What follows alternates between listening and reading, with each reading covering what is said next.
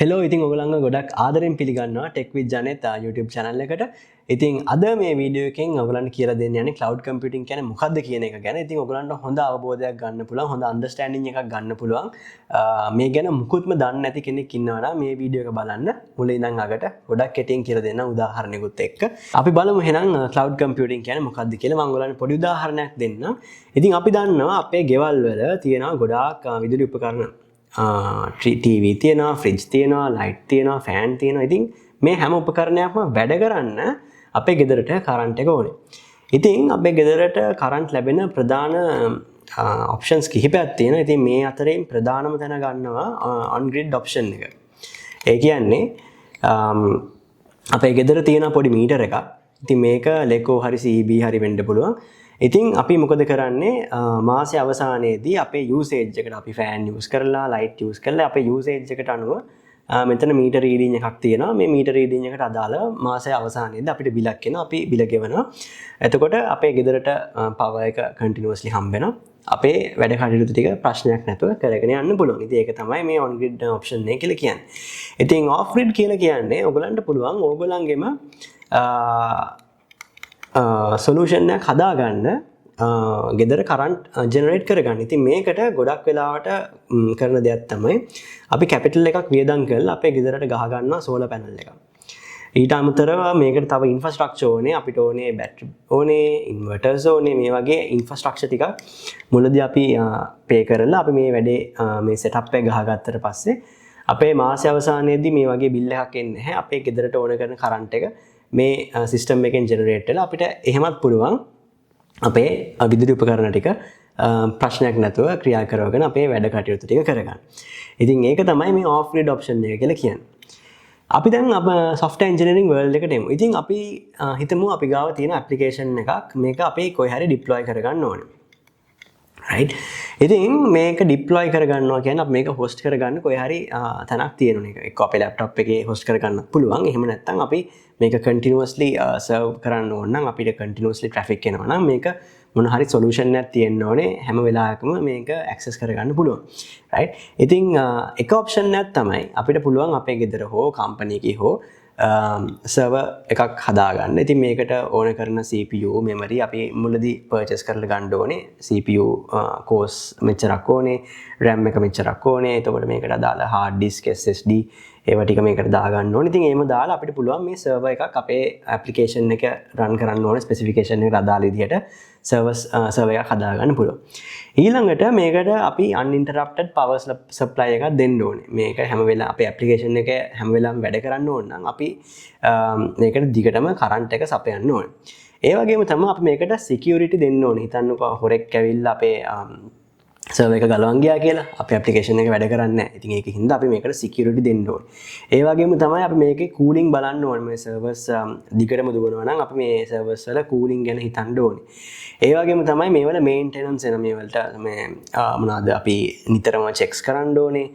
එතකොට මොනවාද ඒ වගේ මේන්ටෙනන්ස් එනවා. ඉතින් ඒව ටික අපි handle කරන්න ඕනේ.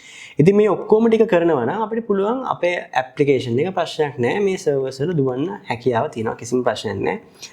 අපේ application එක මේ server එක ඒ තත්ත්වය යටතේ දුවනවා නම් වැඩේ හරි අපේ application එක දුවනවා. අනිත් option එක තමයි අපිට පුළුවන් cloud vendor කෙනෙක් තෝරගන්න. මම මේ මොකද්ද කියලා කියන්නම්. right? අපිට පුළුවන් cloud vendor කෙනෙක් තෝරගන්න. ඉතින් cloud vendors ලා ගොඩාක් ඉන්නවා. ඉතින් මේ අතරින් මම ගොඩක්ම ප්‍රසිද්ධ තුන් දෙනෙක් තෝරගන්නම්. AWS කියලා ඉන්න කෙනෙක් මේක ඇවිල්ලා Amazon ලගේ cloud provider. Amazon cloud provider. ඉතින් අනිත් එක තමයි Azure. right? මේක Microsoft cloud provider. ඒ වගේම GCP කියලා තව cloud provider එකක් තියෙනවා. මේ තමයි Google ලගේ cloud provider. ඉතින් මේ කට්ටිය මොකද කරන්නේ? මෙයාලා ගාව තියෙනවා ඒගොල්ලන්ගේම servers. ඒගොල්ලන්ටම ඕන කරන අපිට ඕන කරන infrastructure මම මේ ගොඩක් මේ තේරෙන විදිහට කියලා දෙන්නේ. මේගොල්ලන් ගාව තියෙන මේ ඕන කරන setup එක. ඒ කියන්නේ මේ servers ටික මේගොල්ලන් ගාව තියෙනවා. අපිට තියෙන්නේ අපේ app එකට අදාළ විදිහට අපේ app එකට ඕනේ මෙච්චරයි GB RAM එක නම් මෙච්චරයි CPU නම් අපිට ඕන කරන ස්පෙસિෆිකේෂන් එකෙන් අදාළ server එකක් හදාගෙන අපිට පුළුවන් අපේ application එක මෙන්න මේක උඩ deploy කරගන්න. එතකොට මාස අවසානයේදී හරි අපේ ප්‍රයිසින් කරන විදිහ තියෙනවා එක එක. ඉතින් මාස අවසානයේදී මේ අදාළ cloud provider අපිට දෙනවා බිලක්. මේ සර්වර් එක යූස් කරනවට අපිට බිලක් දෙනවා. අපිට තියෙන්නේ මේක බිල් එක පේ කරන්න. ප්‍රශ්න ඉවරයි. අපේ ඇප්ලිකේෂන් එක දුවනවා. එතකොට මෙතන තියෙන වාසිය තමයි මෙතනට අපි හිතන්න ඕනේද කරන්ට් එක හැම වෙලාවෙම හම් වෙනවද? නැහැ. මේන්ටෙනන්ස් කරන්න ඕනේ කියලා හිතන්න ඕනේද? නැහැ. සිකියුරිටි වෙනම හිතන්න ඕනේද? නැහැ. ඒ කියන්නේ මේ මම මේ කතා කරන්නේ සිකියුරිටි ගාඩ් කෙනෙක් දාලා මේ සර්වර් රූම් එක ආරක්ෂා කරන එක ගැන. රයිට්? ඒ දේවල් මුකුත්ම නැහැ. ඒ වගේම කැපිටල් එකකුත් නැහැ. මොකද මේ සර්වර්ස් මිලදී ගන්න ඉනිෂියල් අපිට ලොකු කැපිටල් ඉන්වෙස්ට්මන්ට් එකක් ඕන. අපි මේ සර්වර්ස් නිකන් ගන්න බෑ, ගොඩක් ගණන්. ඉතින් රැම්ස් එහෙම අපි දානවා නම් මේවා ගොඩක් ගණන්. ඉතින් අපි ඒ ඔක්කොම අප්ෆ්‍රන්ට් කරන්න ඕන. අවතේ කැපිටල් එක තියෙනවනේ ඒක වියදම් කරලා මේ ටික ඔක්කොම මුලදී අරගෙන ඊට පස්සේ තමයි ඇප් එක ඩිප්ලොයි කරගන්න වෙන්නේ. එහෙම නැත්නම් අනිත් ඔප්ෂන් එක තමයි මේ ක්ලවුඩ් වෙන්ඩර්. ඒ කියන්නේ මේ ඔන් ග්‍රිඩ් ඔප්ෂන් එක වගේ තමයි. අපේට සර්විස් එකක් මේගොල්ලෝ දෙනවා.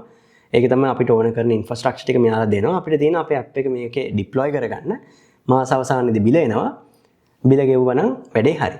ඉතින් මේක තමයි basically cloud computing කියලා කියන්නේ. ඉතින් මීට අමතරව මේක එක උදාහරණයක් විතරයි. මේ cloud providers ලා ගාව ගොඩක් infrastructure තියෙනවා. ගොඩක් resources තියෙනවා. ගොඩක් එක එක setups වලට ඕන කරන දේවල් තියෙනවා. මේ server එකක් කියන්නේ නිකන් එක දෙයක් විතරයි. මේ ඒගොල්ලන් ගාව තියෙනවා databases. right? එතකොට අපි දැන් මේ දවස්වල ගොඩක් මේ AI use කරනවානේ. ඒතකොට මේවා AI මොඩල් එකක් රන් කරන්න, මොඩල් එකක් ට්‍රේන් කරන්න අපිට ලොකු GPU power එකක් ඕන. ඉතින් මේ හැම දෙයක්ම මේ හැම ඉන්ෆ්‍රාස්ට්‍රක්චර් එකක්ම මෙයාලා ගාව තියෙන එක එක නම්බරින් එක එක සර්විසස් තියෙනවා. ඉතින් අපිට පුළුවන් ඒ අදාළ කරන සර්විස් එක තෝරගෙන අපේ වැඩේ ඒ සර්විස් එකෙන් කරගෙන මාස අවසානයේදී බිල ගෙවලා අපි මේක තවදුරටත් පාවිච්චි කරන්නේ නැහැ කියන්නේ. එතකොට අපිට තියෙන සිම්ප්ලි මේක ස්ටොප් කරන්න. හරි ඩිලීට් කරන්න. හරි. එතකොට මේ බිල ආයේ 0 වෙනවා. නමුත් අපි මේ වගේ සෙටප් එකක් අපිම ගහ ගන්නවා නම් දැන් ඔයගලන්ට තේරෙනවා ඇති මේකේ මේන්ටෙනන්ස් බලන්න ඕනේනේ. අපි හිතන්නකෝ මේක ටෙම්පරරි පාවිච්චි කරන දෙයක් කියලා. එතකොට මේ ඉන්ෆ්‍රාස්ට්‍රක්චර් ටික වැඩන්නේ නැහැ. ආයෙ විකුණන්න ඕනේ. ඉතින් මේ ඕවර්හෙඩ් එක සම්පූර්ණයෙන්ම නැති වෙනවා. මේ ක්ලවුඩ් වෙන්ඩර් කෙනෙක් ගාවට ගිහිල්ලා ඒ අදාළ කරන රිසෝසස් ටික ඒගොල්ලන්ගේ මේ එක එක ප්‍රයිසින් තියෙනවා. හොඳේ මේක එකපාර අප්ෆ්‍රන්ට් ගෙවන්න පුළුවන්. දැන් එක එක ප්‍රයිසින් ටියර්ස් තියෙනවා. ඉතින් අපිට කැමති විදිහට මේක කරගන්න පුළුවන්. ඉතින් මේක තමයි basically cloud computing කියන්නේ. මේ මම ඔයගලන්ට බොහොම තේරෙන විදිහට තමයි මේ උදාහරණය ගත්තේ. ඉතින් මේ වීඩියෝ එක හොඳයි නම් ඔයගලන් යමක් ඉගෙන ගත්තා නම් මේ වීඩියෝ එක like කරන්න. තාමත් channel එක subscribe කරලා නැත්නම් subscribe කරන්න. එහෙනම් අපි ඊළඟ වීඩියෝ එකකින් තව අලුත් දෙයක් ඉගෙන ගමු. ජය වේවා.